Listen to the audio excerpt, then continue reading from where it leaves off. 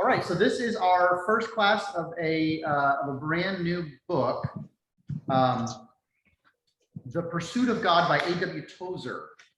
And you may or may not be familiar with Tozer. He's actually written several things.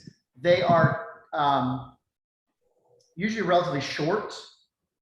And this one in particular is kind of considered a 20th century spiritual classic. Tozer was a pastor by trade. He was not a professional author. What I mean by that. And so he was a pastor and known, I want to say he was like in the Chicago area in the first part of the 20th century. And he was known as a very famous preacher. And so his books tend to be either collections of his sermons or something that was from a sermon that was then expanded long enough to be, more in, I guess, book form. So I believe it was a Baptist congregation of some sort. He's considered one of the kind of prominent preachers of early 20th century American evangelicalism. And so there is much in his preaching that is both centered on the cross, but also our personal response to that. So as we're reading this, and I hope we get something good and positive and constructive, especially during Lent, from this, just kind of keeping in mind that he's neither a professional theologian nor a professional author. We've had folks with our last few books who have had, some have been actual authors and some have been, academics who are writing books or a doctor who is writing the book. So Tozer's a preacher and Tozer is a pastor. And I am making that distinction, preacher and pastor, because of what he says in the introduction. And I don't know if you read the introduction, or actually the preface. The introduction is written by somebody else, but he writes the preface where he's kind of giving the purpose to the book. And I don't know if you read that or not. The summary of this is he is observing from the pulpit and in probably talking to colleagues and trying to be observant of what's happening around in general, that the quality of preaching in his estimation has become a little sterile and intellectual. Where is the zeal? Where is the fire? Where is the passion? So I'm no Tozer scholar or anything, but I've read a few of his things over the years. It's been quite some time. But as I remember him, I want to say that passionate connection to the gospel is what I remember him mostly for. So, kind of like a preacher who might be, trying to stir us up. His writing tends to be sort of emotional or emotive, that he writes in this preface the essential need for good sound doctrine, and that the teaching ought to be right and righteous and good and holy, but it needs to always be balanced out with a deeply personal and spiritual connection to what is being taught. I don't know if he actually says this. Yeah, he does. But he sort of mentions it a little bit offhandedly, but kind of that same verse about, even the demons of hell know who he is and they shudder. That, the right teaching of the church isn't enough. You also need that right praise. So orthopraxy and orthodoxy should always be present hand in hand. So ortho, right, doxy, praise, praxy, practice. Orthodoxy, the literal meaning, we tend to think of orthodox with like content, whether we mean the Eastern Orthodox Church or we mean, oh, well, that's an Orthodox teaching. We kind of mean it to like right and correct and proper in its content, but that's actually the opposite meaning. Or it really, because it means right praise, literally, you do praise God when we teach right doctrine, but orthopraxy is the right practice where, you know, are you receiving the sacraments? Do you go on the Lord's Day for worship? You know, do you tithe? Do you give to the poor? Do you serve others? That kind of thing. And then orthodoxy, right praise, would be kind of the content of your worship. Both, are we praising the one true God, and are we doing it in a fitting manner? So as we consider whatever Lenten discipline that we may have taken on or something we've set aside, if our goal within the 40 days and 40 nights is to somehow be better prepared for the joy of the resurrection, somehow be a little closer to Jesus or a little more like him through the shaping of the Holy Spirit in this time, then that's something that should affect our bodily actions and something that should also affect our hearts and our spirits. And that's one of the things that I think Tozer is always about, that our correct doctrine should inspire praise and joy.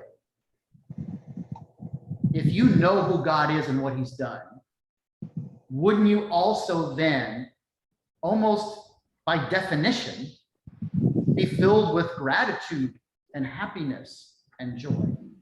And kind of the funny thing is, if he is making observations like in the early 20th century, he sounds, I don't know about despondent, but he sounds like this is a real big problem in our contemporary times. And we can read these same words, you know, that he might have preached 100 years ago. And don't we kind of see the same problem? Sure. Where's the passion? Where's the fire? You know, where is the deep longing and hunger? Where are our churches, you know, filled with this spiritual fervor? And even if we're doing the right thing, do we exemplify how King David was once described as a man after God's own heart? That was David that was being described in that way in the Old Testament. And so Tozer makes these observations that it's kind of a scandal that we say we've got it all figured out in the church. Like we know who God is, and this is what's true, and this is all this, you know, this is the way it is. But can somebody from the outside in look and see not just a difference in our lives in what we, you know, the things that we might talk about, how do you spend your money? How do you prioritize your time? How do you serve others? But also in the emotional and spiritual content. Where's the fire? Where's the passion? Where's the joy? Is that present too? And I would say that's kind of the thrust that he writes in the preface of where we're going in this book. This ought to be a book to, you know, for lack of a better phrase, light a fire into people. This is not a Lenten prayer. It's actually an Advent prayer. But the third Sunday in Advent, the collect is "Stir up in us your mighty power, O Lord."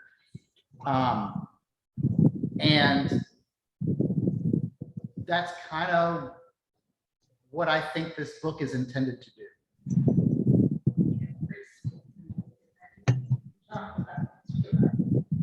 Okay. You said we should all go home and stir up something. Right. So if you couldn't hear that, she was saying, Mary Lou was saying she had a priest in Kentucky who used to talk about stirring things up on that Sunday, stir up Sunday. You ought to go home and stir something up. I always imagined, and I will, often years will reference it. It's like when you have some kind of drink that where the stuff settles to the bottom. You got to stir it back up. You got to mix everything back in so it's the way it's supposed to be. So if we feel, even within our day-to-day lives, that our passion for the Lord kind of settles to the bottom, well, that happens. What can be done about it? Well, how about in prayer, stir us up, O Lord, mix it back up and, bring it back up to the top, reintegrate it all the way through and through with what we do. And this is not accusatory in the sense of I apply it to others. This is my life. I don't go 24 hours without thinking about the work of the church in service, in praise, in discipleship. I don't know, I go 24 minutes. But in all of my busyness, I have to also ask to be stirred up on an ongoing basis, because this is not something that happens to other people and not to me. And it doesn't happen because you're far away from God. We can be right there toiling in the fields, but sometimes, you just put your head down, you start grinding away and getting your work done, good godly work. But that doesn't mean we shouldn't also ask for the passion and the depth and the feeling. Feelings aren't everything, but they are something. I think we can get into that word sometimes. Get into that work. Yeah, sometimes when you get into the work, you really get into the work. And I think that's maybe something that we all need a periodic reminder of. And maybe Lent is a time. It's maybe not supernatural, super easy to see something about stirring up fervor, when Lent seems so somber by its nature. But ultimately, what is the somberness for, other than to be overwhelmed with the sense of grace? That we walk with Jesus to the sorrow of the cross, so that our joy in the resurrection is that much deeper. I've always sort of, I don't know, it sounds kind of snotty to say, I feel bad for Christians who don't do Holy Week and Good Friday. But at least for my part, if I were to miss it, I would feel like I missed something significant. If you just sort of show up to Easter morning, hooray, hallelujah, it's not that it's wrong, but is it as right as it ought to be? The tomb has to be filled before it's empty. And we need a chance to understand the cost. When we don't know the cost of a gift, I think that might impact our sense of gratitude. Any gift, let alone the greatest of gifts. So maybe that's a little bit of what this book is intending to do as well. Have us one more time ponder the depth and the greatness of the gift of grace, so that our gratitude might be even a little deeper than it is right now. Okay, so I know some of you got books, which is great.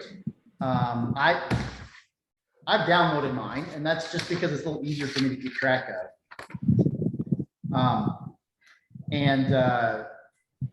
Either way, one of the things I think is sort of neat about Tozer is that these works are in the public domain, and they are not actually old enough to be automatically in the public domain. That was a choice. again, being a preacher and a pastor, he wasn't trying to make money off of his own writings.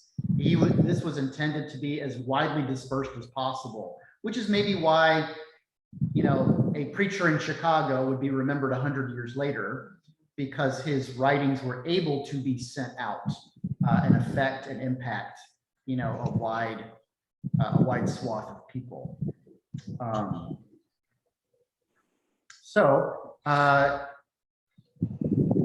Chapters in my PDF are numbered, but only in the contents. So they're not numbered when you actually read it.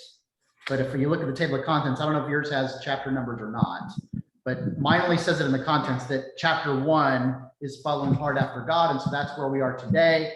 The chapter is following hard after God. I'm assuming that there's not going to be like different editions or something that's going to cause us any trouble, but just in case, this is the one we are on for this week. My soul followeth hard after thee, thy right hand upholdeth me. Psalm 63:8 is how he starts this off. And if there was any sense that this guy was not an Anglican or a Roman Catholic, the very first thing he says is talking about prevenient grace, and that is very much Methodist, Baptist, evangelical, free. That is a doctrine that if you are not familiar with it, the different terminology, he is not afraid to use some vocabulary, and he also seems to really like the King James version. So you're gonna get some D's and thous, by the way.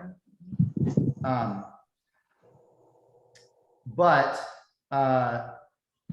prevenient grace. Now, the concept behind it is, I would say it's universal. It is an apostolic concept. The actual terminology is not used typically in Catholic moral theology or even in Anglican theology. We would substitute with a different word, but it basically is the vocabulary term to describe that God loves us first, which is eminently scriptural teaching.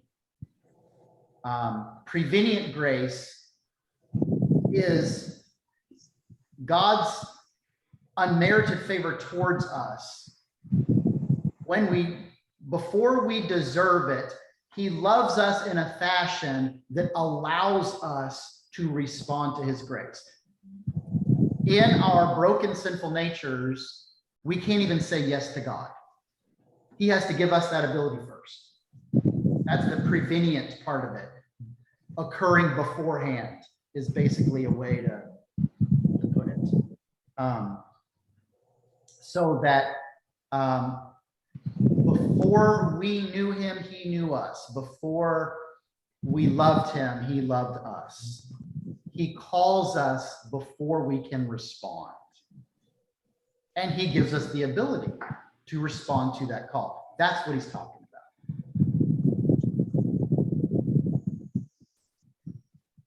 about. All right, so the chapter's not very long. Mine does it in basically not even 5 pages, but it's kind of dense. And especially he's not afraid of vocab words. So I don't know if this was a very quick read for you or if you had to kind of keep thinking about what he said or looking up any words. I found it a little hard to follow at first. Okay. I guess it's the language more than anything. But after I went back to it, it was easier. I do find it a little formal, kind of surprisingly formal for me. Yeah, right. Here's what I think is happening though. I think people used to preach this way. Not everybody, but I think that preaching pretty close to this, verbally, was 100 or more years ago, maybe a lot more common than it is today.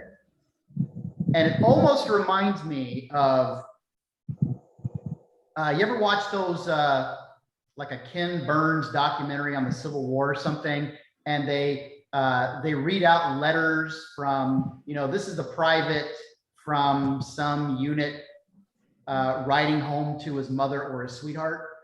Like, here's this 17-year-old kid from Podunk nowhere. My dearest Angela, my heart belloweth forth. It's like they write like, like professors today. You think about a 17-year-old kid, sending a text to his girlfriend and how dumb it would read today. And yet these kids all sound like Shakespearean scholars in comparison. So I'm wondering if there's not an element of we've just kind of changed our expectations of the nature of preaching. And maybe they just kind of preached a little tighter and a little sharper and a little heavier. It wasn't 100 years ago, it was more like 50. My mother-in-law was a Methodist preacher. Okay. And that quote, as the heart panteth after the water brook, it sounds like the beginning of his sermon. Right, right. Yeah, and that's just a psalm in the King James Version, but that is sort of, I think for a long time, there was maybe a different expectation of how things are going to be done. And, this is, it maybe hits me a little extra hard because I'm an extremely informal preacher. And so this is like 180 degrees from what I do. And so I feel, feel a little small compared to, Pastor Tozer, but I think even in the formality, there's a lot of depth and richness here. And the funny thing is that formality is really with that purpose of lighting that spiritual fire.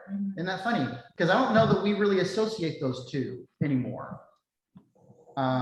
If we were talking about like a real emotional connection and investment, at least for me, I kind of assume it's by definition less formal. The emotions are somehow more easygoing and loosey-goosey. And yet he's got this very formal, very precise, almost difficult language. But what is he pushing other than like fervor and passion? It's I don't know, it's just kind of interesting. It's different. It's definitely different. So at least in this beginning section where he's kind of laying out the case of remembering God loves us first, was there anything that struck you in that?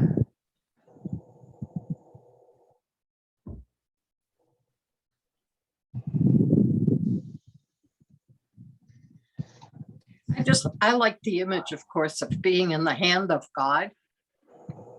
And that he talks about that while we're pursuing him, we're already in his hand. Yes. Thy right hand upholdeth me. Right. Yeah, and that is kind of a beautiful image to think that if we get to this sense of desire, like, yeah, we really ought to pursue that closeness of God, that we're not starting from a position far away. We're actually starting within the palm of his hand, and it's about already being close and wanting to get closer. This is not pursuing a relationship as though you are going on a first date and wondering, if this person will spend more time with you, fall in love with you, if you're going to get married or whatever. This is, you're already married. How can I love my spouse more or deeper or better? And it's both a different starting place, but maybe also a kind of a sideways encouragement that you are not as far off as you might feel. Because I know there's times where the emotional content feels a little cold or a little distant. we're never as far off as we might feel that we are, because we're always in the palm of his hand. Even if we feel far, we're actually not.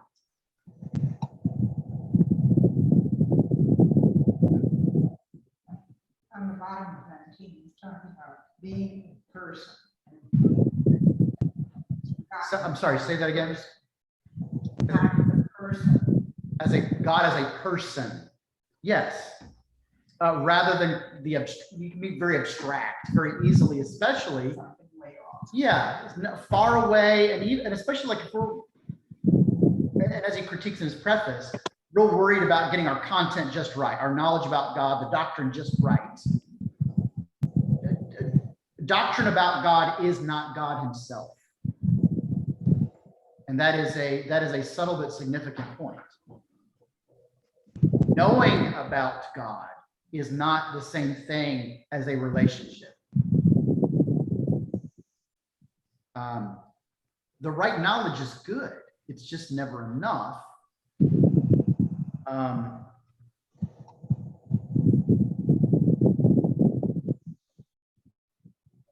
Yeah, as von Hegel teaches, like I have no idea who von Hegel is. And I don't know if that was a famous phrase at the time or not. But it is a nice little turn of the God is always previous. When we say prevenient grace, that's kind of a way to express it. How does that strike you? God is always previous. He was there first. He loved us first, right? That's before we were born. He knew us before we were born, absolutely.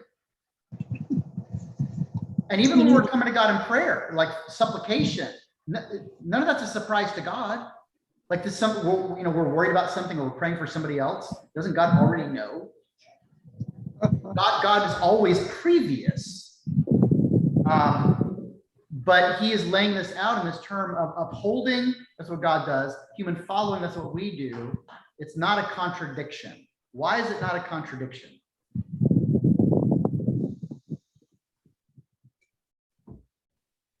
Say that again, please. It's that first sentence in whatever, fourth paragraph, third paragraph, whatever. In this divine upholding and human following, there is no contradiction. So it is God who upholds us, we're in the palm of his hand, but we who are supposed to follow, but there's no contradiction in that. Why? Is the question of grace, and even with predestination, I remember they used to tell us that, if you don't understand exactly that God is there previous and we are following, and I don't get exactly how it works, you hold on to both ends of it. Yeah. And proceed with faith. Yeah, I like that. I can't say that we tend to argue too much about predestination in the Episcopal Church or in Anglicanism. And like a lot of theological debates, the Anglican position seems to be kind of to shrug your shoulders and say both and, or I don't know, or something like that. But there was a phrase that somebody had done at some point that seemed to put the difference for me in a sort of a fair explanation. Like not really understanding the whole, how do you parse out the exact details between predestiny and free will, basically. Trust that everything is in God's hands, but act like you need to do your job. Act like you need to do your job. Yeah, like you act like it's on you, but you trust God's got it. So in the grand scheme of things, his goodwill is worked out with us or in spite of us. But to the degree it is up to us, shouldn't we act in such a way that all of our actions matter? Everything that we do echoes through eternity.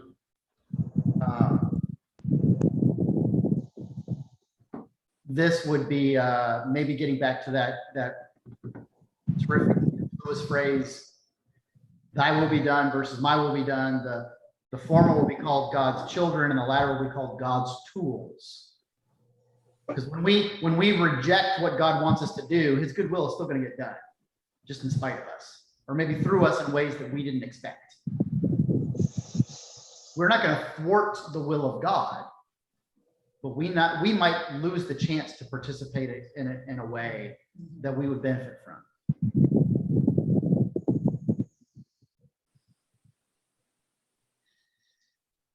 So that 42nd Psalm is kind of a famous one, and he uses it a couple of times here, but as the heart, so the heart in this sense is a deer.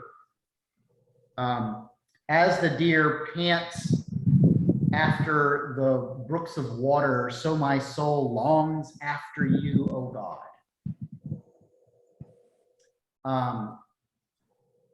What is that image kind of bringing to your mind?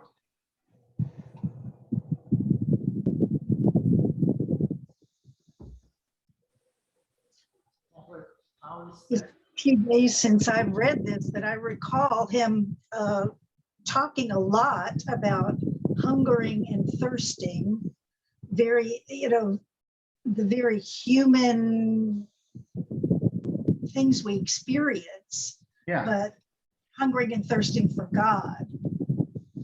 Yeah, everyone can relate to hunger and thirst. Everyone. Really, all of creation can relate to hunger and thirst. Even the animals will get hungry and will be thirsty. And then relating that to our spirits, a hunger and thirst for God.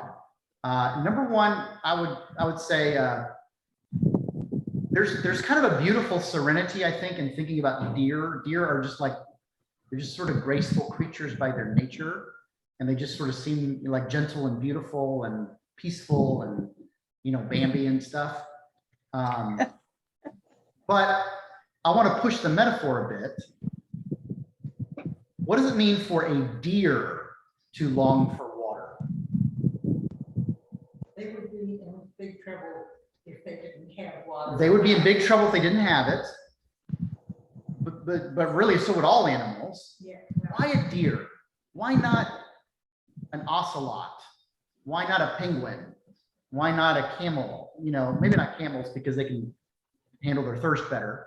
Maybe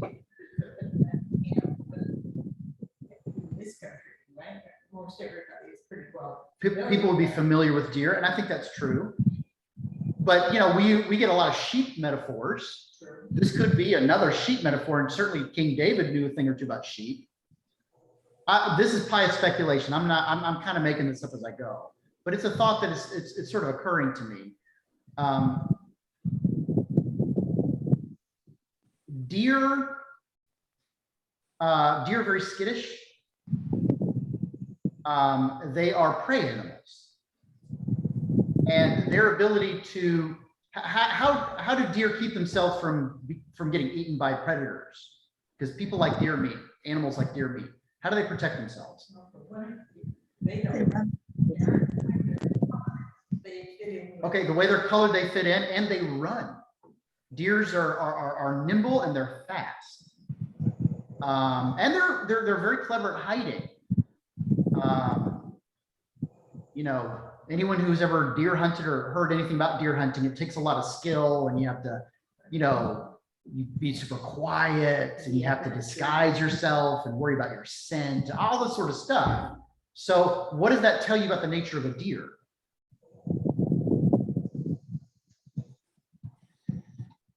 They're very sensitive to their surroundings. Very sensitive, very aware, very intelligent, and they're kind of always on guard. So what happens when prey animals get thirsty? Okay, they have to drink just like everybody else.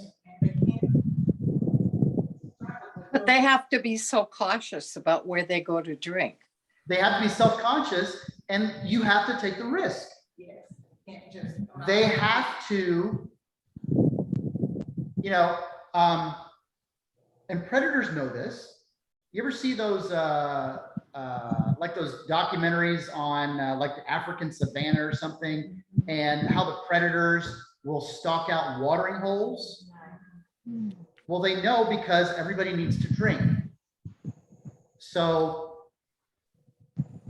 a prey animal, by its nature that wants to run and hide, still at some point is gonna have to take the risk and go and drink if they want to live. And that's kind of the image that is floating around in my head today as he's talking about this. We can be very skittish.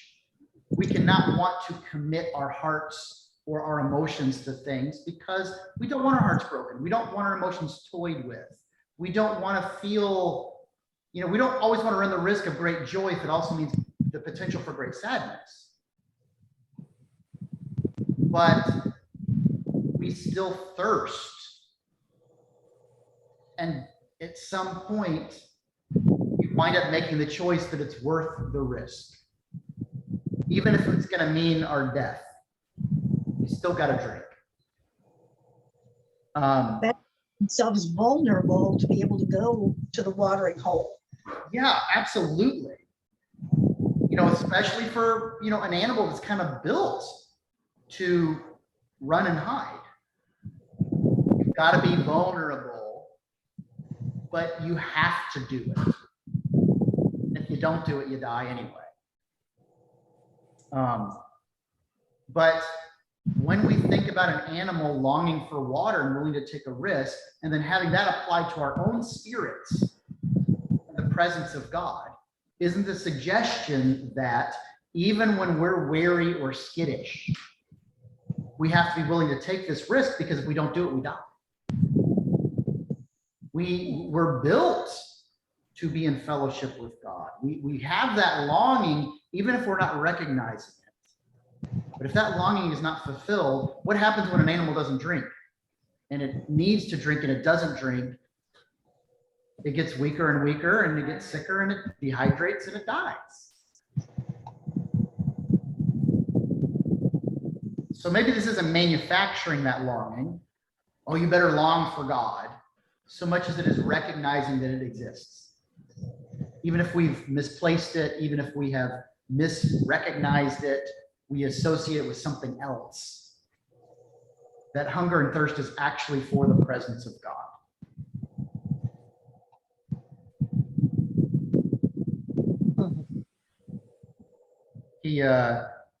He kind of wraps up that next paragraph with, the man is saved, but he is not hungry nor thirsty after God. In fact, he is specially taught to be satisfied and encouraged to be content with little.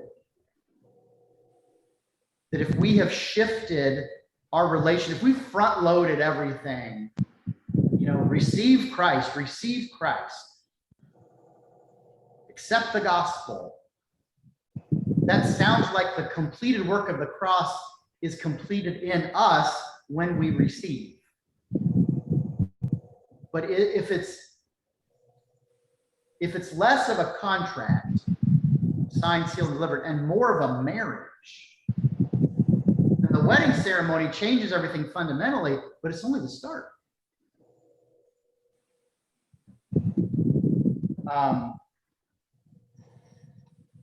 You get married, you say, I do, and things are supposed to be different from there on out.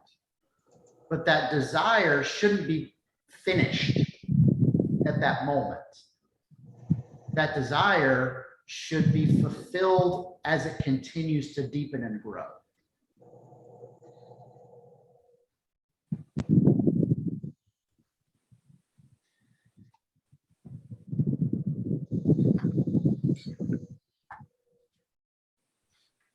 It says, religion, so far as it is genuine, is in essence the response of created personalities to the creating personality, which is God. This is life eternal, that they may know thee, the only true God, and Jesus Christ, whom thou hast sent. We are the created personalities, and we respond to the creating personality. God's the creator and he is a person, then calling it the creating personality isn't, I mean, it's a little lyrical, but it's not far off. But hasn't God built us to be in fellowship with him? Haven't we been created for this very relationship?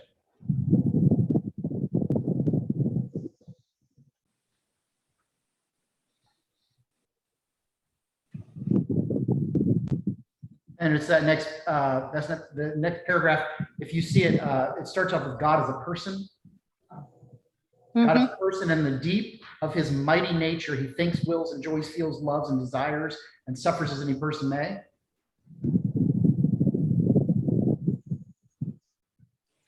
The continuous and unembarrassed interchange of love and thought between God and the soul of the redeemed man is the throbbing heart of New Testament religion. And that's pretty formal, but those are preacher words. The throbbing heart of New Testament religion. What does that make you think of? I mean, obviously a throbbing heart, but something that's living. It's living, like it's actively living. There's motion and action. When a heart throbs, what is it doing? Pumping blood.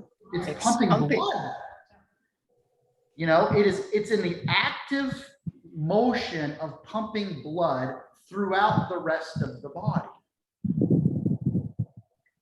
He's, in essence, isn't he saying that the sharing back and forth, that's the interchange part of love between us and God and us, that's what's pumping blood throughout our spirits. That's what that's what's pumping blood throughout the New Testament. Everything else lives because of that. Underline that what it communicates with us through the avenues of our mind. He communicates with us through the avenues of our mind. Yeah, but not just our minds. What else does he say? And our wills and our emotions. Does that make you think of anything? Does that sound familiar somehow? Makes me think of an injunction from the Old Testament. Thou shalt love the Lord thy God with all thy heart, with all thy soul, with all thy mind, with all thy strength. This is the first and great commandment, and the second is like unto it, thou shalt love thy neighbor as thyself. On these two commandments, Jesus says, hang all the law and the prophets. And I really like that verse as a reminder of the totality of worship and discipleship. What about us in our lives falls outside of the outline of heart, soul, mind, and strength? How much? Yeah, right. You know, that pretty much covers the gamut. What we do and who we are.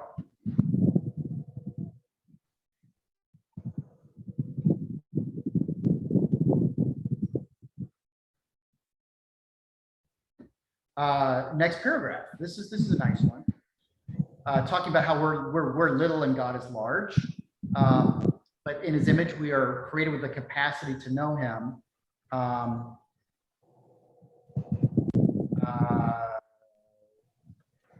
The moment the Spirit quickens to life, regeneration, whole being. This is grace. This is the reception of that grace.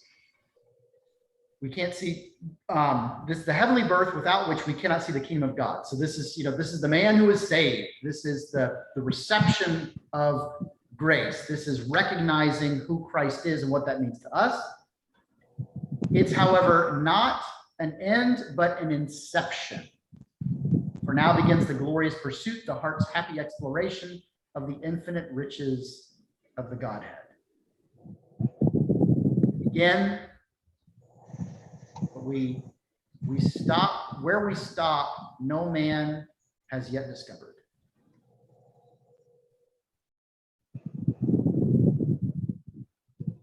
Here comes a preacher again. Shoreless ocean, who can sound thee?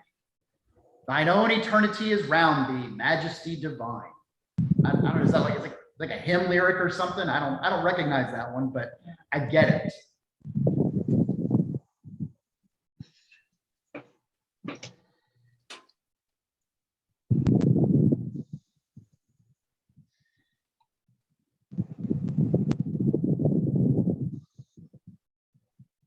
So there's a paradox here, and he kind of gets into this. And Jesus himself says, I'm the bread of life. And when you eat of this bread, you will not hunger. When you drink of me, that you will not thirst. How do we understand that in light of this continual sense of longing and pursuit? How can we have our thirst satisfied but remain thirsty for more?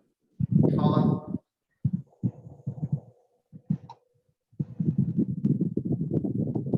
There's a paradox here. I think we can explain it, but on its face, they sound contradictory.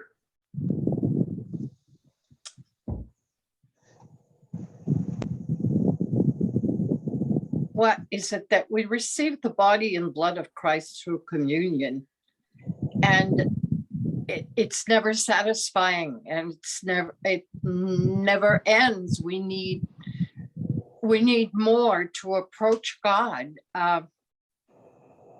It leaves you still hungry and thirsty.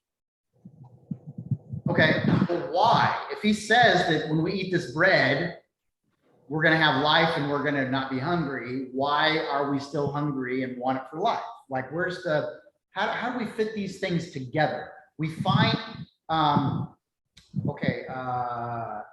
hearts are restless until they find their rest in thee. Okay. Right?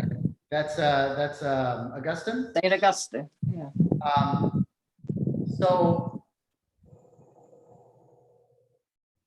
that is the hunger and thirst. The more we hunger and thirst for the Lord, and the more we partake, the more we want.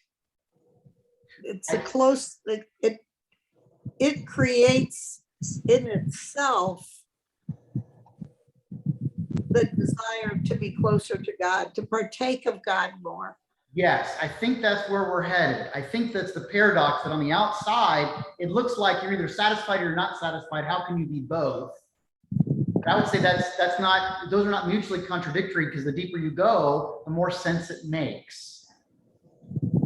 When we are satisfied in him, we find that there's even a deeper ability of satisfaction that can be further pursued.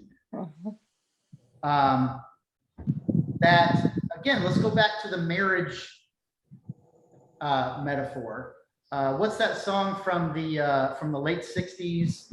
I love you more today than yesterday, but not as much as tomorrow. It's a pretty good line. Never heard of it.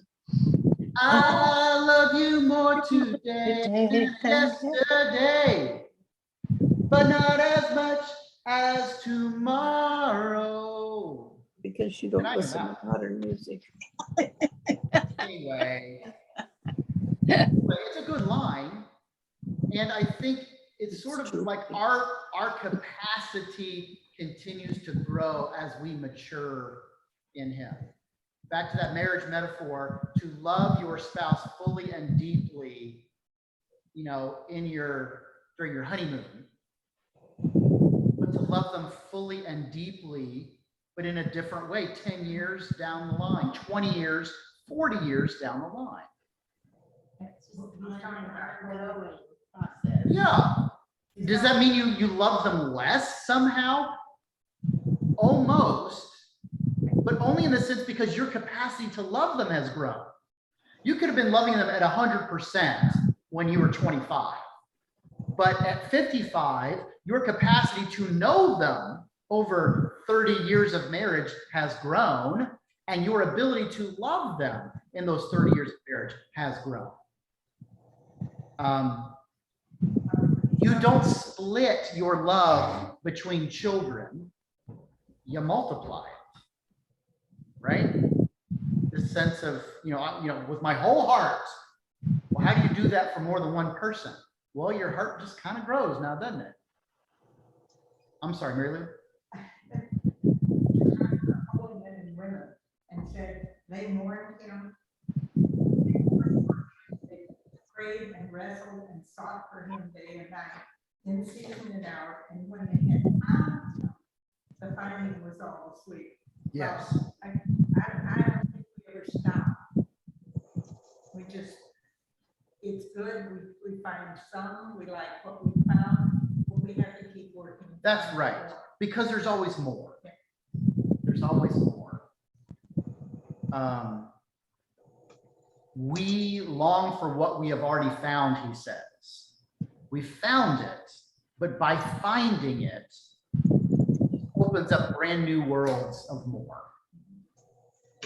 So the satisfaction and the dissatisfaction don't have to be completely contradictory if in being satisfied, we are also then continually grown in our ability to receive and desire more.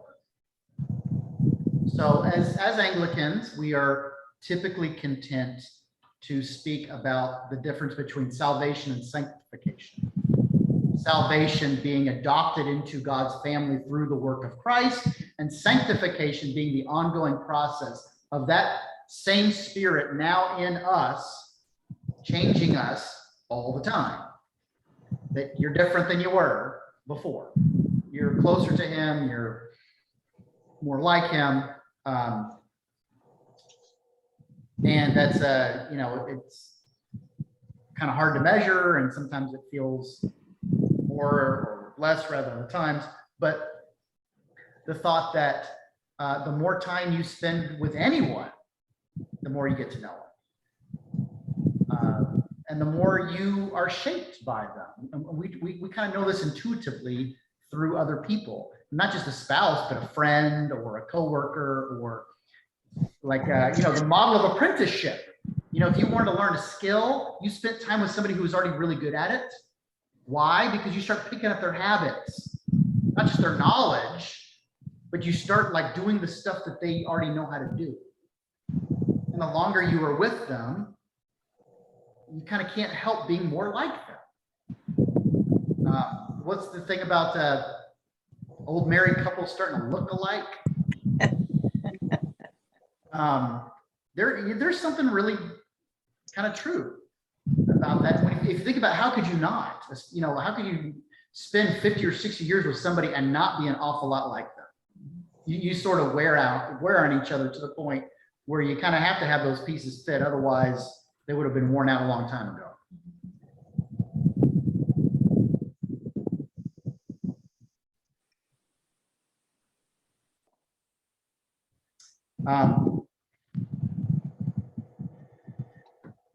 We must put away all effort to impress and come with the guileless candor of childhood.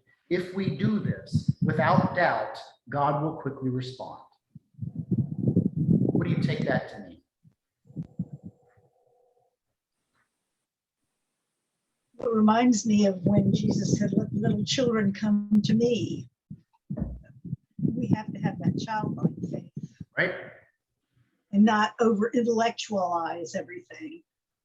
Yeah, and yet nobody really likes to be called a child. Even children don't like to be called a child. A child. We've got something in us like, oh, I'm not a baby. But I kind of like that. Put away the effort to impress other people, impress ourselves, even try in some unintentional way to impress God. Not ever impressed by us. Yep. No, even at our best, we're super duper small potatoes. But it's real easy to slip into, right? In the 39 articles, which are part of the classical formulary for Anglicanism, stipulated in the 16th, 17th century, that are in the historical document section of our prayer book, if you ever want to read them. The whole article about works, this is a great word, works of supererogation. Anybody remember that from catechism class? Works of supererogation.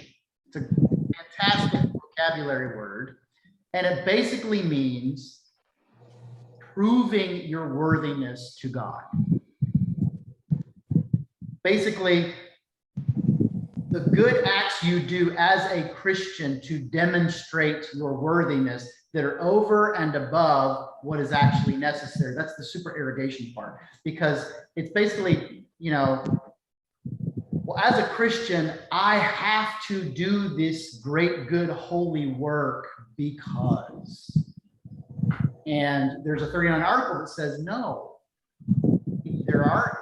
we should not be attempting to do works of supererogation, because what that does is it tries to put our salvation right back onto our shoulders. We don't have to prove our worthiness to God, because we're not. He's the one who's chosen to make us worthy, not ourselves. So the good works that we do should be not out of proving we are worthwhile after all. Why do we do good works after salvation? Because we want to have his approval. Because say that again? We want to have his approval. We want to have his approval, So, but it would be more in the sense of the motivation should be gratitude and thanks. This is an act of worship, not an act of Yes. determining, see, I told you, or just in case I better do this. And it's kind of a fine, strange line if you think about it. Isn't it also a growth in the relationship with the Lord? You do it because he's growing you. You have the sensation of, this is what I'm supposed to be doing. Yeah, I think And so. it changes all the time because the Lord uses you in different ways. Yeah, I think that's right. And to whom much is given, much is expected. And maybe we will have other opportunities in our life where something that we weren't maybe expected to do, well, now we are. We are more mature, we are more capable, or whatever it is. There's another great C.S. Lewis line that it's kind of coming to mind right now, but he talks about must.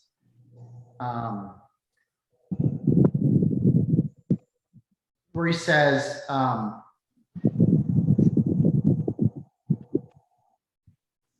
when a wife wants to hear her husband say, I must kiss you, she wants that to not express an obligation, but a desire. So the same thing about the longing for God, not having it be an obligation. Yep, I guess I have to, or I'm supposed to. Here we go. I'll try. That's not the kind of must that he's after. The other kind of must that says, how can I stop myself? Such an overwhelming urge or need. I must. So those two different ways to think of the exact same thing. One is the one we are called for and built for, that God desires from us. Makes me think of in James where he says faith without works is dead. If your faith is growing and living, you're going to be living it out by doing stuff that shows that where your faith is and what it is. Yes. Yeah, absolutely.